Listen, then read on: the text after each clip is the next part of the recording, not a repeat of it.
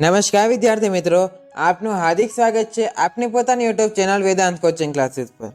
આજના વિડીયોમાં વાત કરીશું ધોરણ 10ના અંગ્રેજી વિષયના જે વાર્ષિક પરીક્ષા એટલે કે બોર્ડ પરીક્ષા માટેની જે બ્લુપ્રિન્ટ છે 2024-25 માટેની તેની સંપૂર્ણ સમજૂતી આજના વિડીયોમાં મેળવવાના છીએ।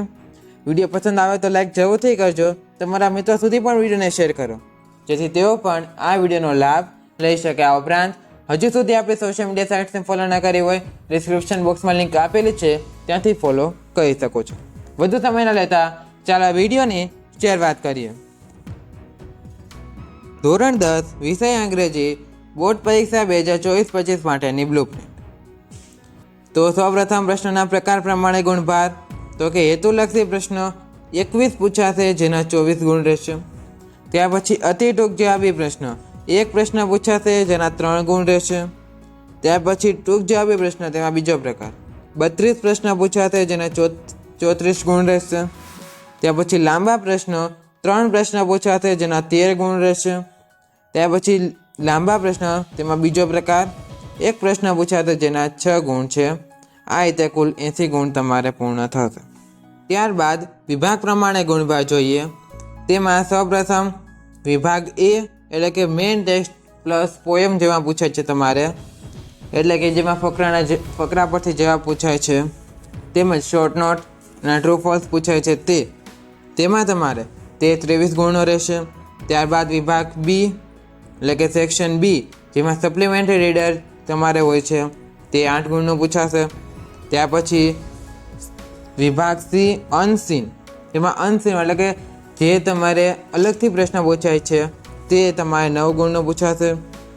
ત્યાર પછી સેક્શન ડી જેમાં ફંક્શન એટલે કે ગ્રામર પૂછાય છે તમારે તે તમારે 24 ગુણનો રહેશે। અને સેક્શન ઈ એટલે કે રાઇટિંગ વિભાગ તે તમારે 16 ગુણનો પૂછાવાનો છે। આ રીતે કુલ 80 ગુણ થશે। જોઈએ પ્રશ્નપત્રનું માળખું જોઈએ કે કઈ રીતે પૂછાવાનું છે। સેક્શન એમાં સૌપ્રથમ રીડિંગ કોમ્પ્રિહેન્શન એટલે કે ફકરા પરથી પ્રશ્નના જવાબ, જે તમારે ચેપ્ટર્સ એટલે કે યુનિટ્સ હોય છે 1 થી 10, તેમાં મતલબ કે તમારે જેટલા યુનિટ્સ છે તેના પરથી તમારે ફકરા આપેલા હશે તેના પરથી પ્રશ્નના જવાબ લખવાના રહેશે। પ્રશ્ન ક્રમાંક 1 થી 10 રહેશે જેના 10 ગુણ। ત્યાર પછી શોર્ટ નોટ પૂછાશે 2 હશે તેમાંથી 1 લખવાની હશે, તેમાં પ્રશ્ન ક્રમાંક 11 જેના 3 ગુણ રહેશે। ત્યાર પછી કોન્ટેન્ટ બેસ્ડ એટલે કે તમારે જે યુનિટ્સ હોય છે તેના પરથી જ ટ્રુ ફોલ્સ પૂછાશે જેના તમારે પ્રશ્ન ક્રમાંક 12 થી 15 રહેશે, જેમાં કુલ ગુણ તેના 4 છે। ત્યાર પછી સેક્શન બીની વાત કરીએ, રીડિંગ કોમ્પ્રિહેન્શન, તેમાં ક્વેશ્ચન નંબર 16 થી 18 જેના 3 ગુણ રહેશે। એટલે કે તમારે reading comprehension main text plus poem બંનેમાંથી ગમે તે પૂછાય છે। મેઇન ટેક્સ્ટ એટલે કે તમારી જે પોયમ હોય છે વિભાગ બીમાં સૌપ્રથમ તમારે પોયમ પૂછાશે તેના આધારે પ્રશ્નના જવાબ લખવાના રહેશે। પ્રશ્ન ક્રમાંક 16 થી 18 છે। ત્યાર પછી રીડિંગ કોમ્પ્રિહેન્શન એટલે કે સપ્લિમેન્ટરી, તમારે જે બ્લેક બોર્ડ છે તેમાંથી ગમે તે એક પેરેગ્રાફ તમને પૂછાશે જેના આધારે 4 પ્રશ્ન હશે। પ્રશ્ન ક્રમાંક 19 થી 23માં જેના તમારા જવાબ મતલબ કે 5 પ્રશ્ન હશે તેના જવાબ તમારે લખવાના રહેશે ફકરા પરથી, જેના 5 ગુણ રહેશે। ત્યાર પછી રીડિંગ કોમ્પ્રિહેન્શન એટલે કે નોન વર્બલ, તેમાં ક્વેશ્ચન નંબર 24 થી 28 રહેશે જેના 5 ગુણ રહેશે તમારે। ત્યાર પછી અનસીન ડાયલોગ અથવા તો ઇન્ટરવ્યૂ પૂછાશે રીડિંગ કોમ્પ્રિહેન્શનમાં, એટલે કે ડાયલોગ એટલે કે ઇન્ટરવ્યૂના આધારે તમારા પ્રશ્નના જવાબ લખવાના રહેશે। ને અહીં તમારે જે છે નોન વર્બલ, અહીં કોઈ ડેટા પૂછાશે, ડેટાના આધારે તમારે જવાબ લખવાના રહેશે। અહીં ક્વેશ્ચન નંબર તમારે જે ડાયલોગ એટલે કે ઇન્ટરવ્યૂના આધારે પ્રશ્ન પૂછાય છે તેમાં ક્વેશ્ચન નંબર 29 થી 32 રહેશે જેના તમારે 4 ગુણ રહેશે। ત્યાર પછી સેક્શન સીની વાત કરીએ, તેમાં સૌપ્રથમ આઈડેન્ટિફાય ધી ફંક્શન પૂછાવાનું છે। તમારે 3 પ્રકારના ફંક્શન પૂછાય છે, તેમાંથી પહેલો પ્રકાર આઈડેન્ટિફાય ધી ફંક્શન એટલે કે તેમાં જોડકા પૂછાય છે તમારે તે પ્રશ્ન ક્રમાંક 33 થી 35માં પૂછાશે જેના 3 ગુણ છે।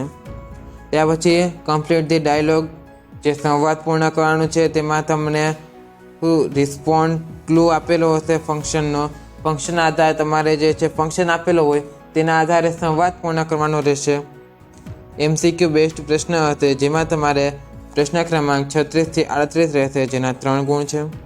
ત્યાર પછી complete the sentence function based હશે. ફંક્શનના આધારે તમારે વાક્ય પૂર્ણ કરવાનું રહેશે. પ્રશ્ન ક્રમાંક 39 થી 41 છે, જેના તમારે 3 ગુણ છે. ત્યાર પછી વોકેબ્યુલરી કમ્પ્લીટ ધી પેરેગ્રાફ પૂછાય છે તમારે મેઇન ટેક્સ્ટનું, જેમાં તમારે ખાલી જગ્યા હોય છે તે તમારે યોગ્ય પસંદ કરીને જે પેરેગ્રાફ હોય છે તેને પૂર્ણ કરીને ફરીથી લખવાનો હોય છે, જેના તમારે 3 ગુણ રહેશે. ત્યાર પછી ફાઇન્ડિંગ ધી નિયરેસ્ટ મિનિંગ પસંદ કરો, એટલે કે તેના જેવો લાગતો શબ્દ, તેના જેવા અર્થનો શબ્દ તમારે લખવાનો હોય છે. પ્રશ્ન ક્રમાંક 43 થી 52 રહેશે, જેના ગુણ તમારે 3 છે. ત્યારબાદ સેક્શન ડીની વાત કરીએ, જેમાં તમારે સૌપ્રથમ ઇનડાયરેક્ટ સ્પીચ પૂછાશે. ડાયરેક્ટ ટુ ઇનડાયરેક્ટ કરવાનું રહેશે. ક્વેશ્ચન નંબર 46 રહેશે, જેમાં 2 ગુણ હશે. ત્યાર પછી કન્જક્શન પૂછાશે, કેટલા 3 વાક્ય હશે, મતલબ કે 2 અથવા તો 43 થી 49, એટલે કે 3 વાક્ય પૂછાશે કન્જક્શનના, જેના 3 ગુણ રહેશે. ત્યાર પછી એડિટિંગ, એટલે કે જે passage with 3 blanks with 3 options each 3 હશે પેરેગ્રાફ, તેમાં તમારે 3ના તમારે એડિટિંગ કરવાની રહેશે. ક્વેશ્ચન નંબર 50 છે, જેના તમારે 3 ગુણ રહેશે. ત્યાર પછી ડુ એઝ ડાયરેક્ટેડ પૂછાય છે, જેમાં તમારે શું પૂછાઈ શકે, તો કે ચેન્જ ધ ટેક્સ્ટ છે. ત્યાર પછી 2 આઇટમ્સ શુડ બી આસ્ક્ડ, ગમે તે 2 વસ્તુ પૂછાવાની છે. ત્યાર પછી જેન્ડર પૂછાય છે. ત્યાર પછી નેમ, મતલબ કે નંબર હોય છે. ત્યાર પછી ટેન્સ હોય અને વોઇસ હોય. આટલા પ્રકાર તમારે જે છે ડુ એઝ ડાયરેક્ટેડ પૂછાતા હોય છે. જે મતલબ કે નંબર એટલે કે તમારે એક વચનમાંથી બહુવચન, તે રીતે પૂછાય છે. તો આ રીતે તમારે 4 ગુણમાં 2 પૂછાશે. ડુ એઝ ડાયરેક્ટેડના 2 પ્રશ્ન હશે, ક્વેશ્ચન નંબર 51 અને 52, જેના બંનેના 2 ગુણ રહેશે. ત્યાર પછી સિલેક્ટ ધી ક્વેશ્ચન્સ, એટલે કે MCQ, પ્રશ્નાર્થ વાક્ય બનાવવાનો કયો પ્રશ્નાર્થ વાક્ય સાચો છે તે તમારે આપેલા વિકલ્પમાંથી પસંદ કરવાનો રહેશે, જેના તમારે ક્વેશ્ચન નંબર 53 થી 55 રહેશે, જેના 3 ગુણ છે. લાસ્ટ સેક્શન ઈની વાત કરીએ, જેમાં સૌપ્રથમ ક્વેશ્ચન નંબર 56માં પેરેગ્રાફ રાઇટિંગ પૂછાય છે. 2 અથવા તો 3 આપેલા હોય છે, તેમાંથી 1 લખવાનો રહેશે તમારે, જેના 6 ગુણ રહેશે. ત્યાર પછી ઈમેલ પૂછાય છે. ઈમેલના અર્થમાં તમારે રિપોર્ટ પૂછાશે, જેના ક્વેશ્ચન નંબર તમારે 57 રહેશે, જેના 5 ગુણ છે. ઈમેલ અથવા તો રિપોર્ટ ગમે તે 1 લખવાનું રહેશે. ત્યાર પછી 58મો પ્રશ્ન પિક્ચર ડિસ્ક્રિપ્શન પૂછાશે, જેના તમારે 5 ગુણ રહેશે. ત્યારબાદ અહીં જે સેમ્પલ પેપર આપેલ છે તેના જે સોલ્યુશનનો વિડીયો છે તે આપણી ચેનલ પર ટૂંક સમયમાં મૂકવાનો છે, તે ચેનલને સબસ્ક્રાઈબ કરી લેજો. આનો જે સંપૂર્ણ સોલ્યુશનનો વિડીયો છે, દરેક પ્રશ્નના જવાબ તમને તેમાંથી મળી રહેવાના છે. આ ઉપરાંત તમારે જે શોર્ટ નોટ છે, ઈમેલ છે, ત્યાર પછી તમારે રિપોર્ટ રાઇટિંગ છે, તે બધાના જે IMP ક્વેશ્ચન્સ છે પેરેગ્રાફ રાઇટિંગના, તે બધાના IMP ક્વેશ્ચન્સ આપણી ચેનલ પર મૂકવાના છે. IMPનો વિડીયો આવશે ઇંગ્લિશ માટે, પણ બધા વિષય માટે આવવાના છે મોડલ પેપર અને IMPના વિડીયો. તે ચેનલને અત્યારે સબસ્ક્રાઈબ કરજો, જેથી તમે તે વિડીયોઝને જરૂરથી અને જલ્દીથી જોઈ શકો. જોઈ શકો છો આ રીતે તમારે જે છે કેટલા 3 પેરેગ્રાફ રાઇટિંગ માટેના ટોપિક પૂછાશે, જેમાંથી ગમે તે 1 તમારે લખવાનો રહેશે. પરંતુ આપણે જે છે મોડલ પેપરના સોલ્યુશનમાં 3ના જવાબ આપેલા છે, તે ધ્યાન રાખજો.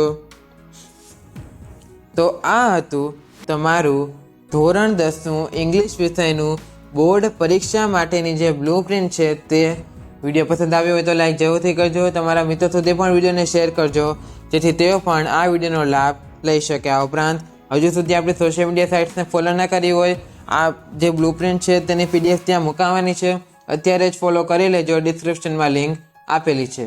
આજના વિડીયો માટે આટલું જ. હવે મળીશું નેક્સ્ટ વિડીયોમાં. ત્યાં સુધી થેન્ક્સ ફોર વોચિંગ. જય હિન્દ, વંદે માતરમ.